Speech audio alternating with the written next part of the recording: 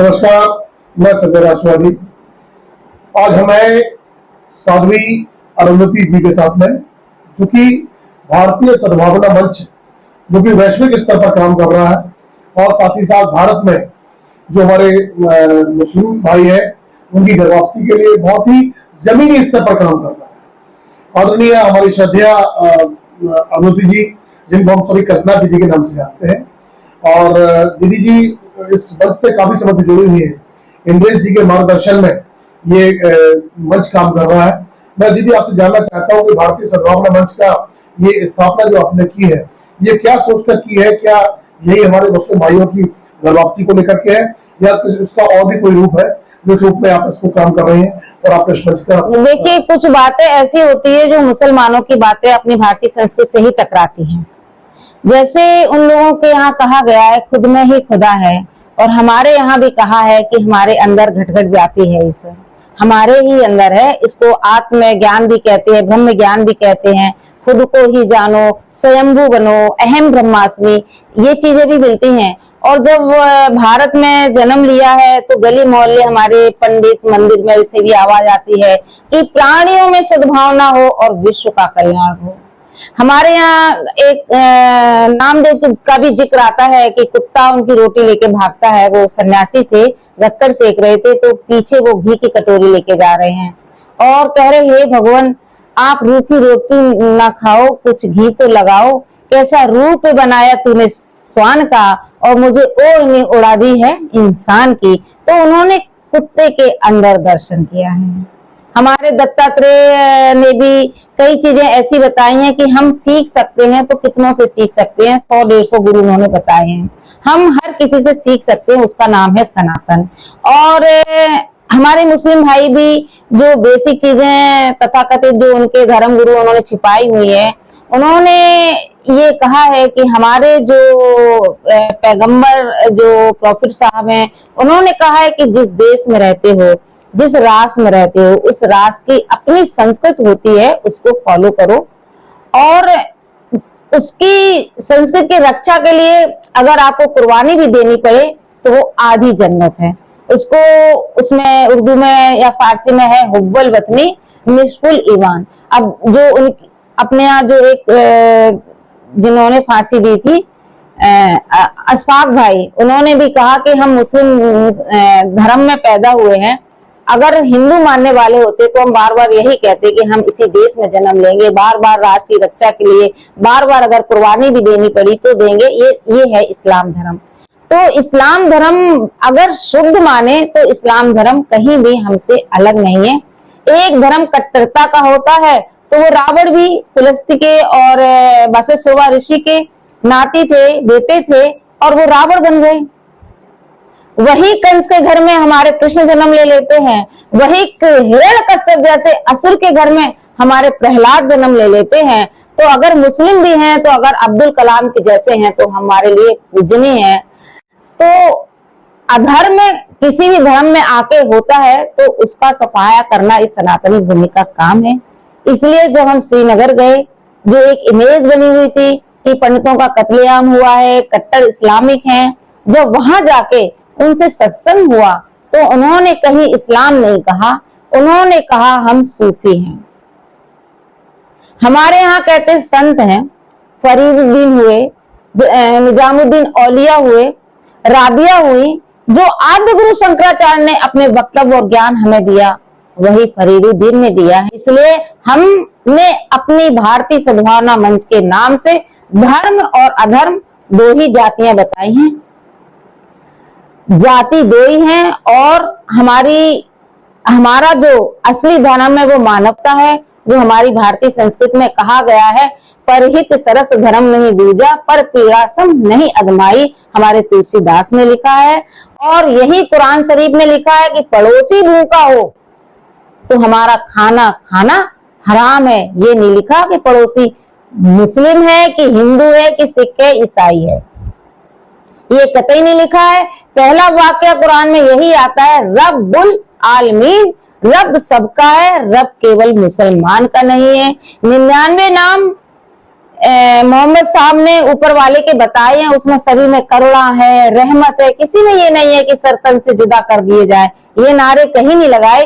मोहम्मद साहब का जिक्र आता, जिस गली से निकलते थे एक गुड़िया हर रोज उनके ऊपर कचरा फेंकती थी, सालों महीनों उसने कचरा फेंका, एक बार कचरा नहीं फेंका गया तो उन्होंने ऊपर से देखा कि वो माता जी जो कचरा फेंकती थी वो बुढ़ी माँ दिखाई नहीं दे रही, उन्हें हमदर्दी जागी और वो चढ़ के उनके घर तक पहुंचे। वो बीमार पड़ी थी, उनके लिए दवाई के लिए उनकी जो जिम्मेवारियां थी वो निभाई, और ये नहीं कहा कि तुमने कचरा फेंका था इसका परिणाम ये है या सरतन के नारे लगाए हो। ऐसे अधर्मी वो किसी भी धर्म के हों, उन्हें हमारी सनातनी भूमि पर रहने का अधिकार नहीं है। इसलिए भारत में हमेशा सत्य पला है, सत्य वो विचार है जो जीवन जीने की कला सिखाता है, वही सनातनी है, किसी भी धर्म का हो, किसी भी जाति का हो।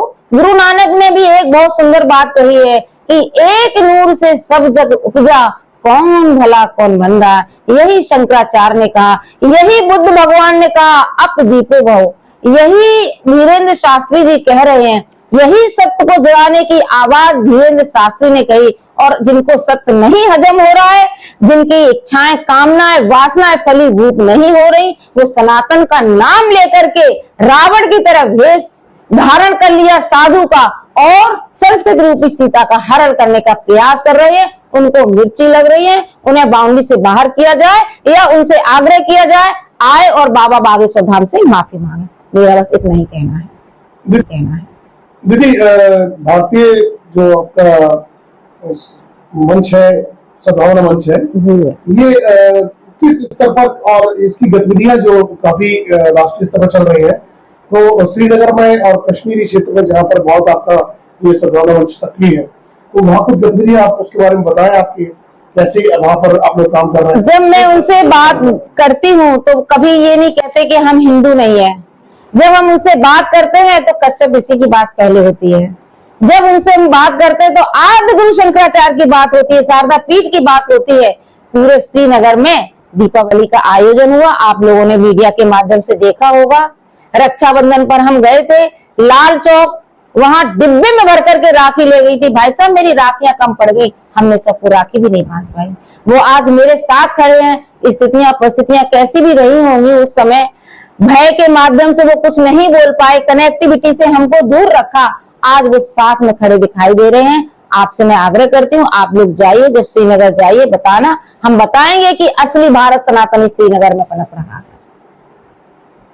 ऐसी परिस्थिति में आपने वहां काम किया और जो हमारे भारतीय वहां पर है, चाहे वो मुस्लिम हो या हिंदू हो, उन सबको एक सूत्र में पिरोने का काम भारतीय सद्भावना मंच आज वहां कर रहा है, उनकी घर वापसी के लिए प्रयास कर रहा है। ये बहुत ही अनुकरणीय है और आप साधुवाद के पात्र हैं कि ऐसी परिस्थिति में आप वहां पर काम कर रहे हैं और ऐसा मार्ग आपने चुना है।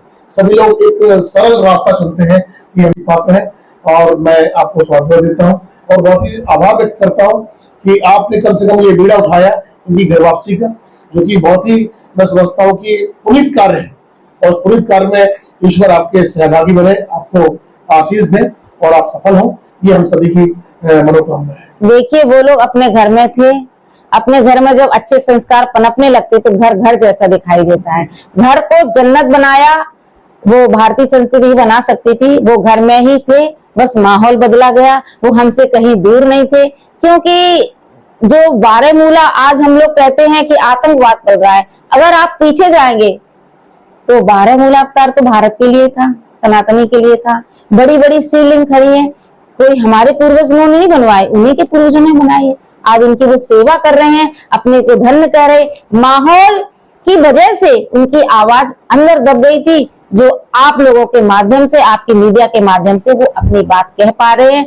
अपने घर में रह के घर जैसा फील नहीं कर रहे थे, आज वो अपने घर में अपने घर जैसा फील कर रहे हैं, क्योंकि वही लोग कहते हैं हम वाणी है, वाणी पंडित, हम भट्ट है। हमारे दादा श्यामलाल भट्ट थे, हमारे दादा इस मंदिर के चेयरमैन थे, तो होंगे, क्योंकि हम लोग तो अब श्रीनगर गए 10 साल पहले। वो मंदिर तो पुराने हैं, तो उन्हीं के दादा ने बनवाए हैं, इसलिए वो जिस घर में थे उसी घर का अनुभव कर रहे हैं। जिस जाति के थे, जिस कुल के थे, उस परंपरा में आ गए। वाणी है, भट्ट है, धार है, हमारे पंडितों की आंकने हैं, गोत्र हैं, जिनको आज वो जीवंत रखे हुए हैं। उन्होंने सरनेम बदले नहीं है, हर कोई भट्ट लगा रहा है, बट हमारे यहाँ यूपी एमपी में भी ब्राह्मण ही होते हैं। तो उन लोगों ने संघर्ष किया, इसलिए वो धन्यवाद के पात्र हैं। संघर्ष के बाद भी जब निखर के आए तो भारतीय परंपरा के साथ निखर के आए। इसलिए हम सब भारतीयों, जो भारतीय यहाँ के हैं, हमारे दक्षिण तरफ के हैं, एमपी के हैं, यूपी के हैं, हम सब लोगों से यही कहेंगे, हम लोग कहीं ना कहीं बिछुड़ गए थे कुंभ के मेले में, दीवारें खड़ी हो गई थी, वो दीवारों को हमने फिर से ब्रिज बनाया है और पूरा भारत एक होने का संकल्प लिया है, क्योंकि पूरी दुनिया में भी अभी तबाही ही दिखाई दे रही है, वो भी भारत की तरफ देख रहे हैं। भारत साधु है, भारत योगी है, हमेशा देने की ही बात करता है, हमेशा कल्याण की ही बात करता है। ये हमारा डीएनए है। हम लोग भी उस डीएनए के माध्यम से, कल्याण के माध्यम से भी एक भारत में खुशहाली का माहौल बना करके विश्व का आदान प्रदान आपस में करना चाहते हैं। सभी लोग खुश रहेंगे, हमारी भी आत्मिक उन्नति होगी, राष्ट्र का कल्याण भी होगा। भारतीय सद्भावना मंच, जो कि मैं समझता हूँ कि राष्ट्रीय स्वयंसेवक संघ का एक प्रकल्प है और उसी के साथ मिलकर काम कर रहा है। और जैसा कि कई बातें कही जाती हैं, लेकिन राष्ट्रीय स्वयंसेवक संघ जिस स्तर पर राष्ट्र के लिए काम कर रहा है और पूरे समर्पित भाव के साथ काम कर रहा है, आज 100 वर्ष पूरे हो गए हैं, हम लोग 100 वर्ष मना रहे हैं।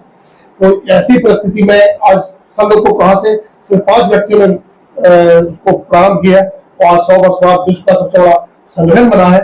लोग कुछ भी कहते रहे, कुछ भी क्रिटिसाइज करते रहे, लेकिन संघ अपने रास्ते पे चल रहा है, अपने रास्ते पे काम कर रहा है, राष्ट्र की प्रभुता के लिए, संप्रभुता के लिए, साथ ही साथ पूरे विश्व की शांति के लिए काम कर रहा है। आपका बहुत बहुत धन्यवाद। भारतीय सद्भावना मंच का बहुत बहुत धन्यवाद, आपने हमें समय दिया, राष्ट्र जागरण के लिए आपने समय दिया। धन्यवाद। जय हिंद, जय भारत।